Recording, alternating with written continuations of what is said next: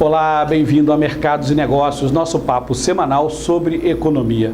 Hoje o nosso convidado é o professor Cláudio Tosta, da Fundação Getúlio Vargas. Nossa conversa será sobre o déficit público. O governo anunciou o aumento do déficit público de 139 bilhões de reais para esse ano, aumentando para 159 bilhões de reais. Professor, qual a consequência disso para a vida das pessoas? Olá, Roberto. Nós temos o agravamento da situação que já era crítica. Cada momento desse, cada decisão dessa, a população fica mais acuada. Na pirâmide de Maslow, hoje, nós temos as pessoas com problema na primeira etapa delas, condições básicas e fisiológicas. Isso só piora o quadro, não ajuda em nada.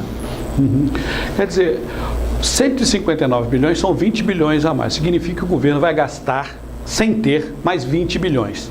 Como é que um país sobrevive a essa condição de 20 bilhões, mais 20 bilhões, mais 20 bilhões? Ô, Roberto, a impressão que se tem é que existe uma desconexão total entre algumas pessoas e a população. Decisões como essa não deveriam ser tomadas dessa forma, porque na realidade o preço é pago por nós. Essa classe, que hoje é uma classe política, uma classe de empresários, que tem trabalhado para esse tipo de coisa, a impressão que nos dá é que desconectou da realidade. É um outro país que estão vivendo e um outro país que nós estamos vivendo. A verdade é que nós é que vamos pagar essa conta de novo. Quer dizer, como é que o senhor definiria o Estado brasileiro dentro dessa realidade hoje? Quer dizer, nós somos um Estado que estamos indo para algum lugar ou paramos de vez de caminhar em busca do desenvolvimento? A tentativa de caminhar em busca do desenvolvimento ela é constante. O problema não está no que, está no como. A forma como está sendo feita, muito complicada. A população brasileira, ao invés de melhorar, continua mais acuada, continua com mais problemas financeiros, contas básicas para serem pagas, dificuldade de recolocação no mercado. Esses 14 milhões de desempregados, soma-se a outros tantos milhões de subemprego, mais as pessoas que chegam no mercado. Muito difícil caminhar sem um desenvolvimento estruturado. A questão política partidária hoje, que vivemos no país, pautou a economia.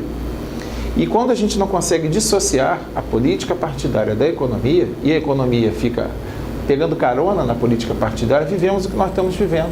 O país poderia estar desenvolvendo e, ao mesmo tempo, resolvendo as questões partidárias, mas não é assim.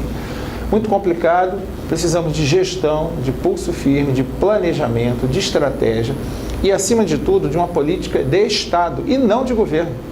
Nós temos um governo que está aí colocado, conseguiu passar agora uma votação complicada, mas não chega com a força necessária. Chegamos a 2018 também, para as novas eleições, sem saber que cenário vem carregado para o país nesse momento complicado, ético, político, econômico e financeiro. Então, a incerteza ainda é muito grande. Como sair disso? Tem que fazer um planejamento de verdade. O senhor chegou a definir o país, né, como um trem fora dos trilhos, né? Quer dizer, e a maquinista na época, era a presidente Dilma, não conseguia fazer o trem sair dessa... ficava patinando. O senhor diria que o Temer é um maquinista melhor ou um maquinista pior? Eu não entraria nem no mérito pessoal. Eu diria que ambos estão na mesma situação daquela figura que nós conversamos. O trem descarrilou em cima de um morro. E não dá para levar um guindaste para tirar. Todos nós temos que descer do trem, colocá-lo de novo no trilho. É uma máquina pesada, movida a lenha ainda. Então, esse maquinista, esse condutor, a função principal dele é motivar que todos nós saiamos do trem e o coloquemos de volta no trilho. Mas isso tem que ter motivação, tem que ter um horizonte. Sem um horizonte, sem uma motivação, as pessoas não sairão e pegarão o trem no muque e colocarão de novo no trilho. Quer dizer, nós vamos continuar patinando, porque pelo jeito esse governo não tem poder para isso. Não tem conseguido. A questão política partidária é muito forte. A proximidade das eleições faz com que também interesses maiores do país sejam deixados em segundo plano. A pulverização dessa possibilidade de eleição é muito grande. Então, as correntes, os possíveis candidatos, eles começam a pensar na eleição. E, na realidade, nós devemos estar pensando no país, a longo prazo. Para uma perspectiva de futuro, né? O senhor falou, temos 2018, todo mundo está pensando em se eleger, quer dizer, a classe política está pensando em continuar, né, eleita, continuar do mesmo jeito. O senhor vê uma perspectiva de futuro? No atual cenário, ainda não. Eu procuro sempre pensar de forma otimista, sou um otimista, sou um brasileiro otimista, defendo os princípios e valores, o desenvolvimento do país e das pessoas. Mas nesse momento nós não temos nenhum cenário que a gente possa dizer, esse cenário vai caminhar e pode trazer um desenvolvimento para a gente. Nós temos todas as possibilidades no tabuleiro da política colocadas e todos com chance, teoricamente, de chegar lá. O que nós precisaríamos era de um grande compromisso, acima de tudo, moral. Que a diferença da ética para a moral é que a ética é o princípio, a moral é a prática, é o que você faz. Por isso que uma pessoa vira para outra e fala, você não tem moral para falar isso. Por quê? Porque você diz uma coisa e faz outra. Precisaríamos de um compromisso moral de todas essas correntes que existem no país hoje, capitaneadas pelas correntes políticas, para que se pensasse um projeto de médio e longo prazo para esse país. Mas hoje não temos isso ainda. Está muito pulverizado. Quer dizer, a gente tem como dizer, né? Você tem um limão, pode fazer uma limonada. A gente está chupando o limão direto. Né?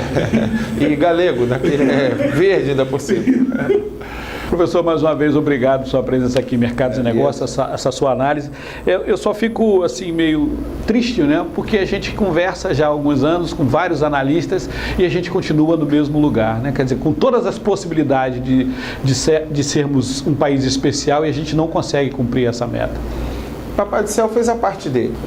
Nós não estamos fazendo a nossa parte. A verdade é essa. E a população, nós todos, também temos uma parcela de culpa muito grande, porque efetivamente não cumprimos um dever cidadão, que é buscar o direito, reclamar, reivindicar. Estão muito acomodados também. A população brasileira, nós todos estamos acomodados. A última grande manifestação tem 4 anos.